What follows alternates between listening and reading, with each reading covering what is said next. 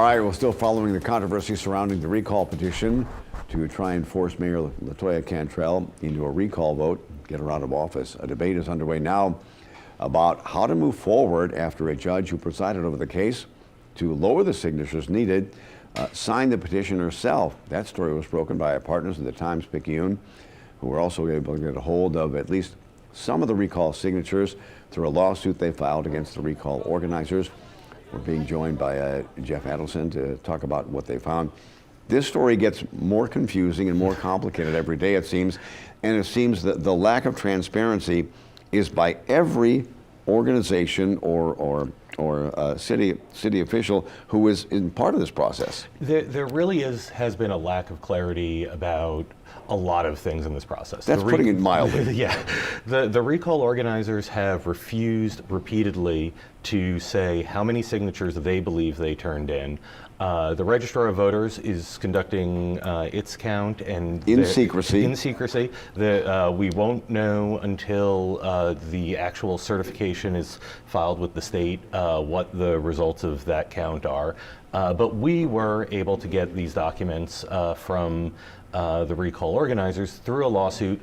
Petitions are public record, and we filed suit to get them. And so how many signatures did you guys actually get? So we counted about 32,000 unique signatures on about 10,000 pages of documents that we received through this lawsuit. There were also another 9,000 or so pages that were sent in on the last day. That's about 8,400 were sent in. About 9,000. At the last, that we were not provided by the. So we don't know what those are. You were saying those could be photocopies of some of the other ones, or we have no idea. Those could be all unique. Those could be photocopies of what's already been turned in. We don't know. We have been asking the organizers for days to try and get some answers about that, and we've received no response whatsoever. And then if that wasn't bad enough, first of all, with the deal that was made with Ardoin's office to go ahead and lower the threshold when the recall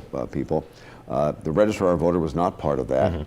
Then you find out that the judge who signed off on that reduction of names needed actually signed the petition. That's correct. Judge Jennifer Medley. Jennifer Medley. She is, in fact, so far the only elected official we have found in our review of the documents who signed the petition.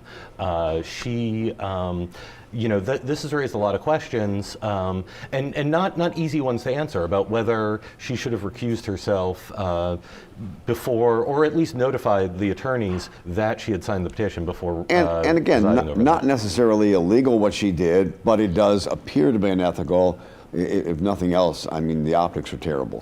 It's certainly something that the attorneys probably should have known before they were going into this case, and probably would have wanted to know before they were going into this case, since it involves, since that case specifically involved what threshold the recall had to hit in order to be successful. So, of the more than 32,000 names you've gotten from the recall movement, how many have we actually gone through?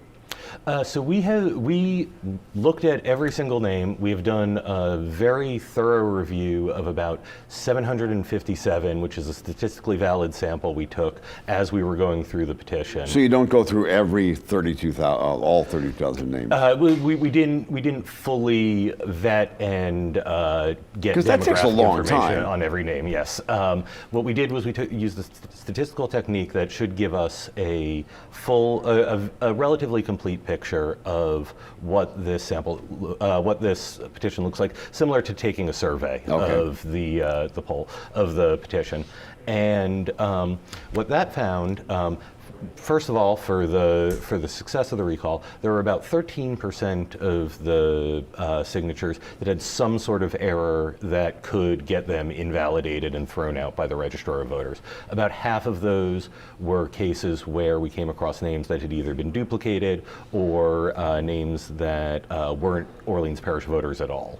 So those are right out. The other half of that 13% are more of judgment calls, whether voters entered their information correctly, that sort of thing. And since you guys don't have all the signatures yet, How likely or unlikely is it that they will actually reach their goal of the some 45,000 they need? Again, I think that's very difficult to say, and very particularly difficult to say given that the recall has refused to answer any questions and has refused to provide any information to the public about what they have done and what they're turning in. They didn't even let us know that there were these additional documents turned in, as they knew we were reviewing what we were reviewing, even though they're under a court order that requires them to turn over every petition sheet they collect.